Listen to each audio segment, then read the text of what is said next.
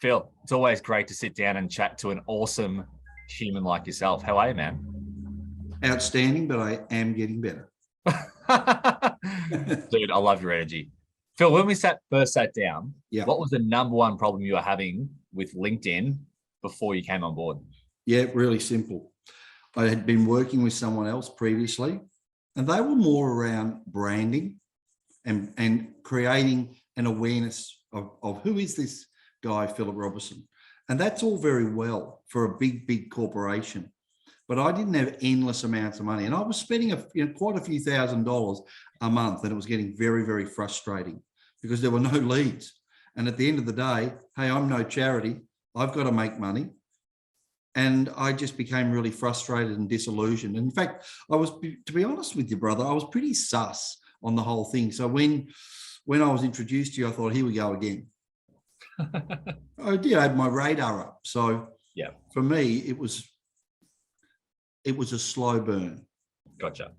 Just out of curiosity, what was the promise that you'd experienced back then? What was the promise that they were going to help you with? Yeah, well, certainly creating a brand and an awareness of what I did. And to some extent, there was some positive results. However, I think, but the gap between what I felt that I was really looking for and what was deliverable. And I think, and we're going to hopefully cover this off in some of your questions, Adrian, but I think it lacked real strategy. Okay. Let's talk about that then. Yeah. What are the results that you've gotten so far? Yeah, so we're finding new clients, and that's important. And those clients are putting money in the bank account. And in light of the things that I'm doing as the founder of a global platform for men's health, Saving Brothers, it's enabled me to be able to fund that. And that, as you know, is my passion and ultimately my legacy. So that is nice. And of course, it's not like we turned the tap on day one and my goodness me, I was knocked over in the rush.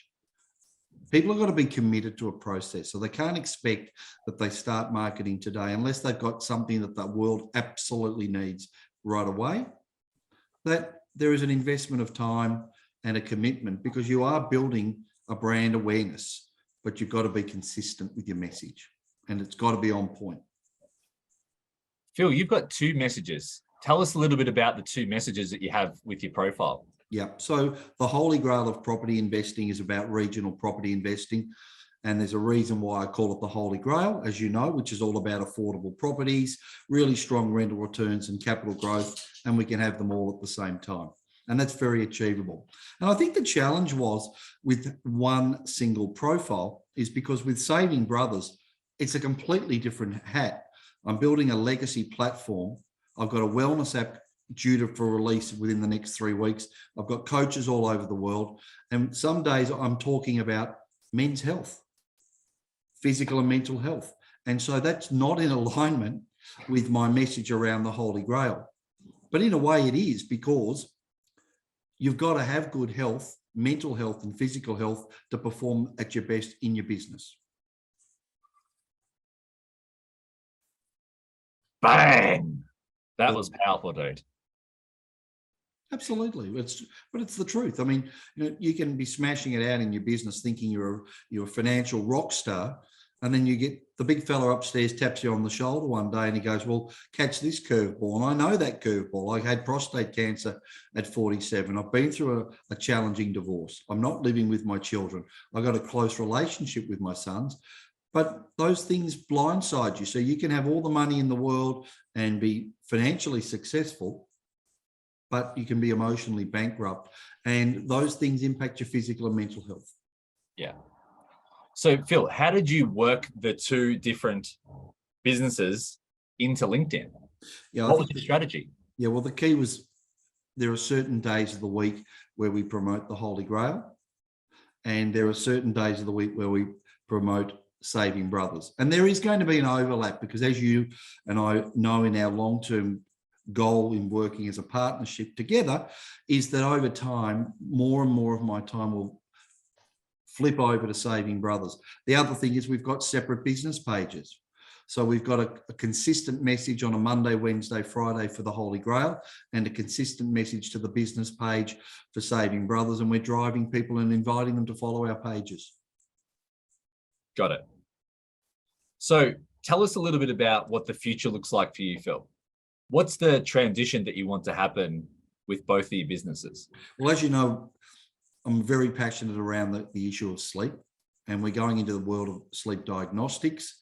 And ultimately, I would see that probably 70%, maybe even 80% of my time will be spent in Saving Brothers. But I mean, I've spent over 2 years building a platform and significant personal investment of time and money in building infrastructure. And I'm doing that because I know that's my legacy, and I'm building something that's going to be over time very significant, and it'll influence and extend the lives of millions of men around the world. Very powerful. I'm excited to be on the journey with you, man. It's a beautiful journey, and it's one that, as you know, I was just at a networking event today, and I just get to talk to people, and people feel my passion. It's the thing that does really energize me. I mean, I love property. I really love property, and I own a few properties, but I think what I'm able to do with Saving Brothers is just ultimately speak from the heart, speak my truth. And that's my legacy. That's ultimately when I go to meet my maker, I can then go upstairs, let's call it, hopefully, at peace, knowing that I made a significant impact. Because you can have all the toys, you can have successful businesses, but you've got to reconcile with the person in the mirror every day. And you need to become that person's best friend. And Saving Brothers also helps me personally to grow as a man and enjoy my journey and like who I am.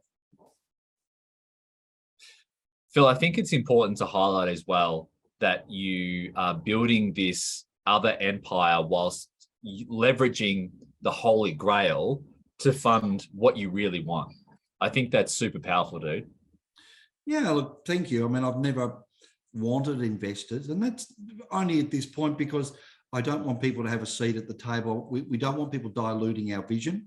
Yeah. And then that creates stress. Now, sure, you can accelerate when you've got more money, but it's never been a race. We wanted to do things in a very structured manner.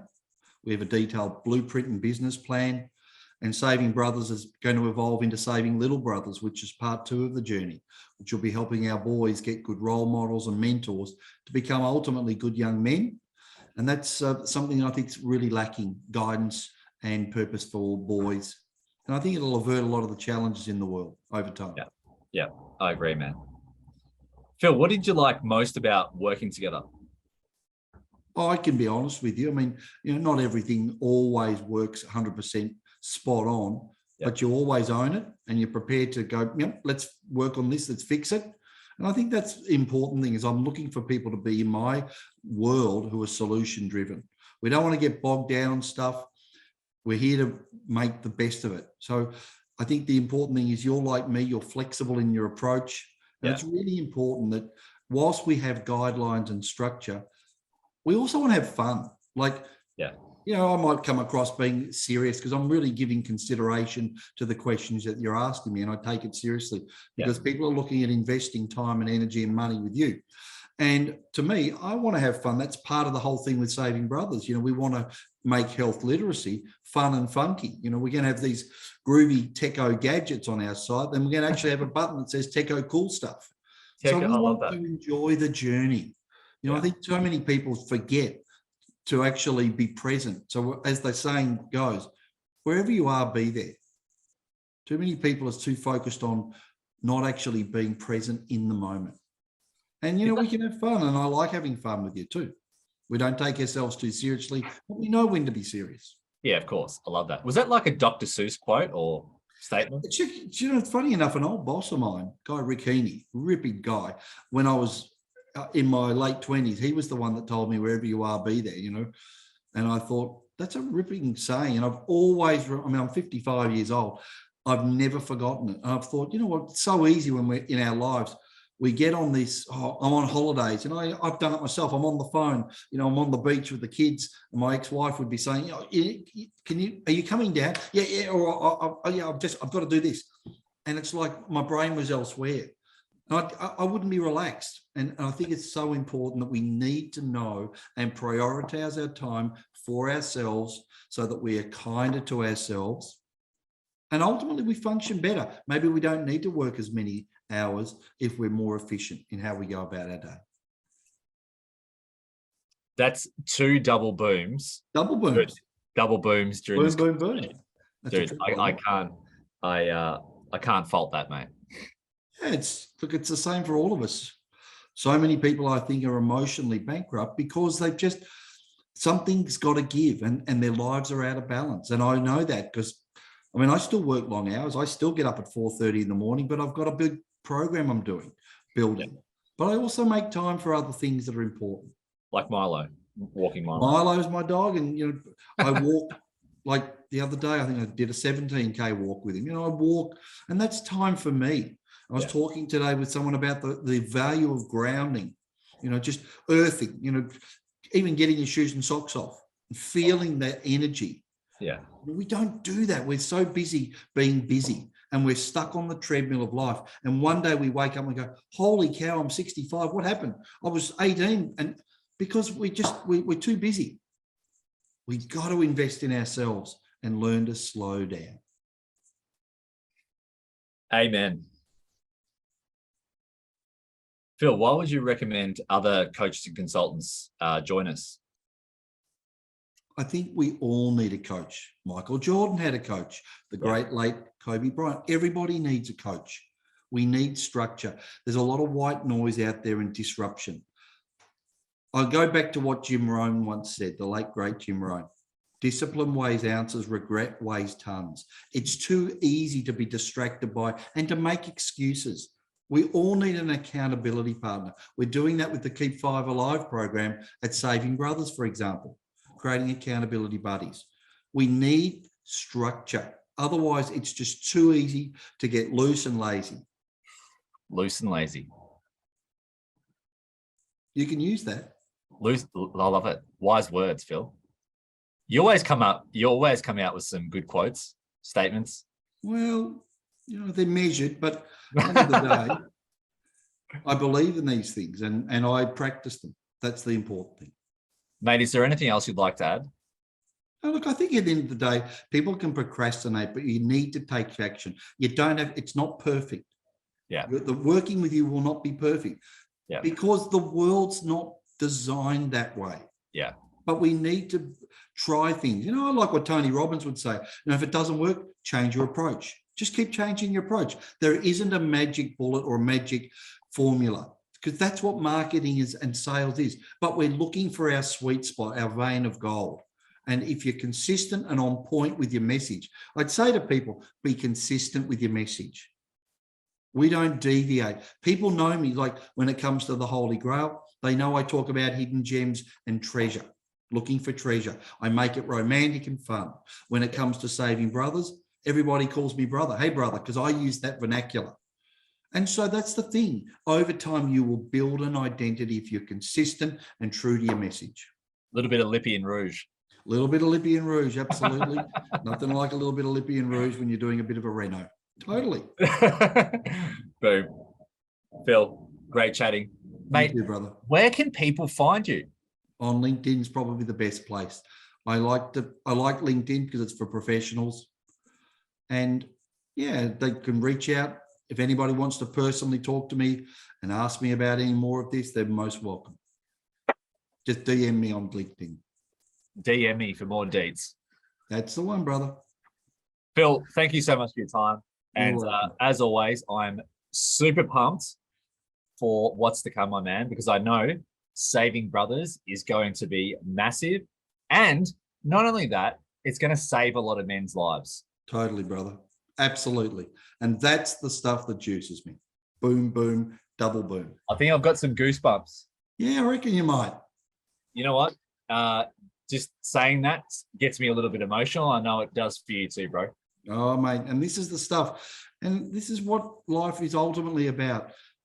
Finding when you can really do things from the heart, no matter what it is in life, follow your heart. And one of my close friends, Irene Webster, who I met up with in Canada when I was doing a course in Cape Town, a mastermind. And at the start of the journey of Saving Brothers, and she said, Phil, don't worry about money, just follow your heart. And I would suggest the same advice to others. Whatever it is you do, do it with your heart. Thanks, Phil. You're welcome, brother. Take care. Peace out, brother.